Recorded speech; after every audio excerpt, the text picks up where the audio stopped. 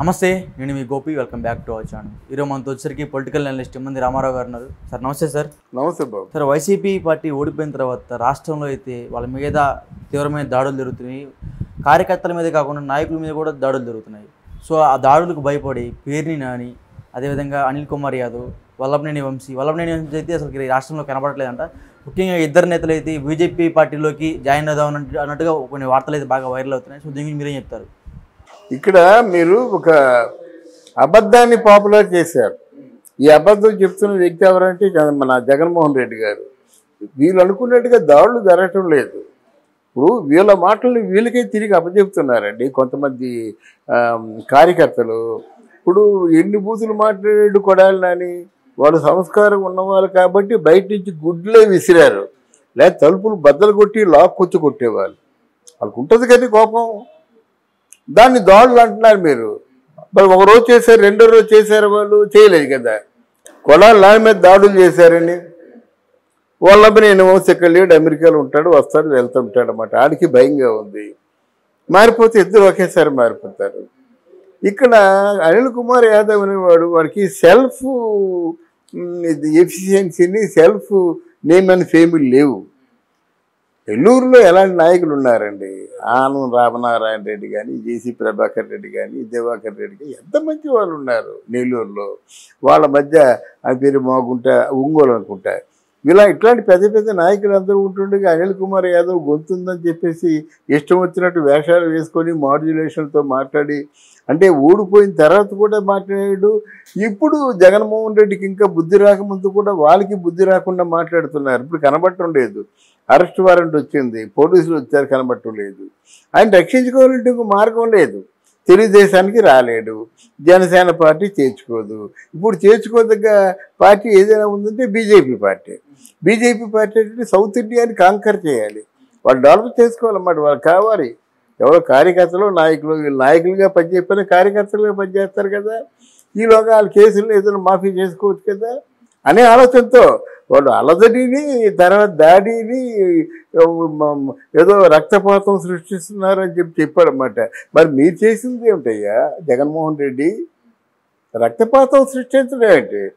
ఇప్పుడు మనోభావాలు దెబ్బతినబడ్డ కూడా ఇది గుడివాడ అమర్నాథ్ ఉన్నాడు, వాడు ఐటీ మినిస్టరు.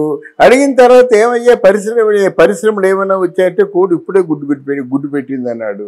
ఇదే సమాధానం. ఏమయ్యే దావోస్ అందరూ వెళ్తారు కదా, పరిశ్రమల శాఖ మంత్రిగా కొన్ని పరిశ్రమలు తీసుకురావాలి కదా, నువ్వు ఎందుకు వెళ్ళలేదంటే, అయ్యో అక్కడ 0.5 ఉంటుంది అక్కడ చలి, అమ్మో చలి కొండలే అన్నాడు. ఇదేనా మేధావి మాట్లాడే మాటలు? ఒక్కరు చెప్పండి. ఆ రోజా అనకూడదు కానీ ఒక ఆడబిడ్డ మహిళ ఎన్ని బూతులు మాట్లాడిందండి. అక్కడ జనవాణి కార్యక్రమం కోసం జనసేన పార్టీ వెళ్ళి అక్కడ ధర్నా చేస్తే మొత్తం కరెంట్ ఆఫీసర్ జగన్మోహన్ రెడ్డి అంటే అలవాటు ప్రకారంగా వైసీపీలో ఉన్న వాళ్ళందరూ బాగా కట్టుదిట్టంగా ఉన్నారు. పవన్ కళ్యాణ్ ముందుకు వెళ్లకుండా వాళ్ళు చూసుకుంటున్నారు అన్నమాట. చిన్న గౌరవ జరిగింది, వాళ్ళు ఇది ప్రతిఘటించుకున్నారు. కరెంట్ ఆఫ్ చేయగానే వాళ్ళందరూ సెల్ ఫోన్ టార్చ్లు వెలిగించి టార్చ్ మార్క్ చేశారు వాళ్ళు. అట్లాంటి దృష్టిలో కొంతమంది కుర్రాలు ఉంటే ఆ బొట్టన వేలు, సారీ మధ్యవేలు, చెయ్యి మడిచి మధ్యవేలు పక్కన పెట్టి ఏదో సంకేతంగా ఆవిడ మాట్లాడడం, వాళ్ళు ఇంకా రెచ్చిపోవడం, ఇది ఎంతవరకు మంచికి కరెక్ట్ అండి? అంటే ఏంటి ఎలా అంటే రేపు చేస్తావా అంటది. ఎలాంటి మాటలు అన్నీ కూడా వాడు అసమర్థుడు, వాడు వీడు, వాడు దరిద్రుడు, ప్యాకేజీ ఇస్తారు అంటాడు. అనకూడదు. చంద్రబాబు నాయుడు ముందు కూర్చునే స్తోమత కూడా లేని వ్యక్తి చంద్రబాబు నాయుడు ఎన్ని మాట్లాడినదండి, లోకేష్ బాబుని ఎన్ని మాట్లాడినదండి. మరి అలాంటి దాని మీద ప్రజలు తిరగబడతారు కదండి. ఒకప్పుడు జగన్మోహన్ రెడ్డి ఏం చేశారు, నా అభిమానులు ఉన్నారు అంటే, ఒకప్పుడు టీడీపీ మీద దాడి చేసినప్పుడు వాళ్ళు చాలామంది తలకాలు పగిలిపోయి కాళ్ళు చేతులు కూడా కట్టుకున్నారు. జగన్మోహన్ రెడ్డి ఇచ్చిన సమాధానం ఏంటంటే, నా అభిమానులు ఉన్నారు, వాళ్ళని అడ్డగోలుగా తిరుగుతుంటే వాళ్ళు ఊరుకుంటారా? వాళ్ళకి ఏదో బీపీ వచ్చింది, బీపీ వచ్చి తిరగబడ్డారు. అది గాయపడితే మనం అది వాళ్ళిద్దరు సమస్య కానీ మన సమస్య కాదు. అప్పుడు నా అభిమానులకి కోప ఉద్రేకంతో ఉన్నట్టయితే ఆపే శక్తి నాకు ఉంటుంది, ఎవరికి ఉంటుంది, ఏ నాయకుడికి ఉండదు. ప్రజల మనోభావాలు దెబ్బతిన్నప్పుడు తిరగబడతారన్నారు. మరి వీళ్ళు కూడా ప్రజలే కదా, వీళ్ళ మనోభావాలు కూడా దెబ్బతింటాయి కదా, వీళ్ళకి కూడా అప్పుడప్పుడు బీపీ వస్తుంది కదా, మరి వీళ్ళు తిరగబడి తప్పే ఉందండి.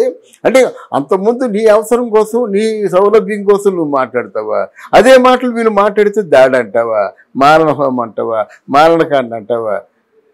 అధిష్టానం ప్రమాణ స్వీకారం చేసి పూర్తిగా 4 రోజులు ఇంకా అవ్వలేదు, అవ్వకముందే వీళ్ళు 2 పాపాలు చేశారు.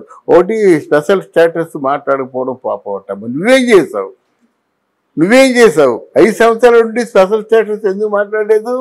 22 మందిని ఎంపీలు ఇవ్వండి, వాళ్ళ మెడల ముందు తెచ్చేస్తానా కదా, నువ్వెందుకు మాట్లాడలేదు?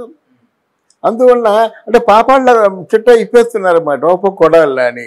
అంటే మీరు చేస్తుందేమో న్యాయమా, మీరు చేస్తుందేమో సంసారమా, మిగతా వాళ్ళు చేస్తే చెబుతారమా? ఏం మాట్లాడుతున్నారండి? ఊడిపోయారు కదా, పశ్చాత్తాపం మీకు ఉండొద్దు, మీ రిపెంటెన్స్ మీకు ఉండొద్దా?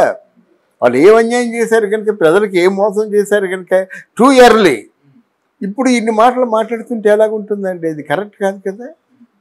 ఇంకోటి సార్, మరి ఇంత జరిగిన తర్వాత జగన్మోహన్ రెడ్డి గారి పరిస్థితి ఆంధ్రప్రదేశ్లో, ఎందుకంటే వాళ్ళు నమ్ముకున్న నాయకులు ఎవరైతే ఉన్నారో, ముఖ్యంగా ఇప్పుడు నేను చెప్పిన పేర్ని నాని కానీ, లేకపోతే అనిల్ కుమార్ యాదవ్, సంథింగ్ వల్లభనేని వంశీ, వీళ్ళందరూ కూడా ఆయన అనుచరులు చెప్పుకోవచ్చు, బాగా ఆయన అప్పుడు తిరుగుతూ ఉంటారు. వాళ్ళే బీజేపీ పార్టీలోకి వెళ్తున్నప్పుడు మరి జగన్ పరిస్థితి ఏంటి? జగన్ పరిస్థితి ఏముందండి? ముందు ఆయన కాంగ్రెస్ పార్టీలో చేరుతాడు. జగన్కు ఉన్నటువంటి ఒక పెద్ద ప్రతిబంధకం ఏంటంటే అరెస్ట్ అండి. అరెస్ట్ని తప్పించడం కోసం ప్రయత్నాలు చేస్తున్నారు. బీజేపీ వాళ్ళు చేతులు ఎత్తేసారు. ఇప్పుడు ఎలా మేనేజ్ చేస్తారు? ఎవరికి లేదండి. బీజేపీ ఇప్పుడు వీళ్ళందరూ బీజేపీలో చేరితే బీజేపీ నెక్స్ట్ ఓడిపోద్దండి. నేను చెప్తున్నాను, రాసుకోండి. అంటే నేరస్తులకి అండగా బీజేపీ పార్టీ ఉంటుందనేది దేశవ్యాప్తంగా అది బాగా ప్రాపగండా స్ప్రెడ్ అయిందనుకోండి. What about the future of the BJP? అందువల్ల బీజేపీలో చేర్చాలని వీళ్ళు జరిపించడమే తప్ప వాళ్ళు చేర్చుకోవద్దు కాదు. బీజేపీ చేర్చుకుంటే ఈ చంద్రబాబు నాయుడు ఉంటాడా? చక్రం చెప్పడు ఇక్కడి నుంచి. మోదీ మాటలు చంద్రబాబు నాయుడు అలాగే వింటున్నాడు, చంద్రబాబు నాయుడు మోడీ కూడా అలాగే వింటున్నాడు. ఈరోజు మోడీ ఆపదలో ఉంటే రక్షించేవాడు ఒక చంద్రబాబు నాయుడే. మొన్న వెళ్ళాడంటే అందుకే వెళ్ళాడు. వాళ్ళు అంతర్గతంగా చర్చలు ఉంటాయన్నమాట. అంతర్గతంగా వాళ్ళు మోదీ పార్టీలో చేరుతున్నారు, చాలామంది బీజేపీలో చేరుతున్నారు దేశవ్యాప్తంగానే. మరి ఈ సలహాలన్నీ చంద్రబాబు నాయుడే ఇచ్చాడు, చంద్రబాబు నాయుడే కార్యాచరణలో పెట్టాడు. మరి అంత తేలిగ్గా జాయిన్ చేసుకుంటారా? జాయిన్ చేసుకోరు. ఇవన్నీ వాళ్ళ తాలూకు పగటికాలలు. అంటే కనీసం రిపెంటెన్స్ ఉంది ఆవిడ దగ్గర అనే ఫీలింగ్తో అనుకుంటున్నాను నేను. ఆ విడుదల రజనీ కూడా స్కామ్లు ఇరుక్కుంటే ఆవిడని కూడా అరెస్ట్ చేయొచ్చు. కానీ ఆవిడ పట్ల కొంచెం మంచి భావన ఉంది. ఆవిడ బీజేపీ పార్టీలో చేరుతుంది. బీజేపీ పార్టీలో చేరకపోతే జనసేనలో చేరుతుంది. ఆవిడ మీద గుడ్ లుక్స్ ఉన్నాయి. Okay sir, thank you.